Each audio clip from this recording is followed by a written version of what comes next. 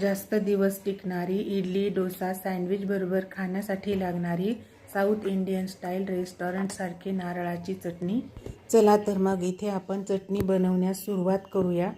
पॅनमध्ये थोडेसे तेल घालून तेल तापल्यानंतर त्यामध्ये घालू 1 वाटी शेंगदाणे। 2 ते 3 मिनिट शेंगदाणे मीडियम फ्लेमवर भाजून घेऊ। शेंगदाणे इथे आपले भाजून झालेले आहे। आता त्यामध्ये घालू 1 वाटी नारळाचे काप, 3 ते 4 चमचे रोस्टेड चणा डाळ, 4 ते 5 घालू हिरव्या मिरच्या, 1 इंच आलं, त्यानंतर घालू फ्रेश कढीपत्ता, 8 ते 10 लसूण पाकळ्या। आता हे सर्व आपण 1 ते 2 मिनिटे मीडियम फ्लेमवर परतवून घेऊ। असे केल्याने आपली चटणी खराब होणार नाही। खूप असे परतायचे नाही, फक्त यातील कच्चेपणा जाईल इतपत आपल्याला परतून घ्यायचे आहे। इथे आपले सर्व जिन्नस छान परतून झालेले आहे। आता आपण याला छान थंड करून घेऊ। थंड झाल्यानंतर हे सर्व आपण एका मिक्सरच्या भांड्यामध्ये काढून घेऊ।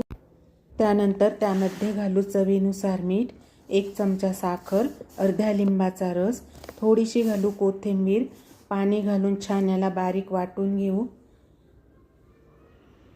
इथे आपली चटणी वाटून तयार आहे। आता चटणीसाठी आपण तडका बनवूया। पॅनमध्ये तेल तापल्यानंतर त्यामध्ये घालू मोहरी, लाल सुक्या मिरच्या, कढीपत्ता, थोडेसे घालू हिंग। आता हा तडका आपण चटणीवर टाकूया। तर इथे बघा आपली साऊथ इंडियन स्टाईल रेस्टॉरंट सारखी नारळाची चटणी बनून तयार आहे।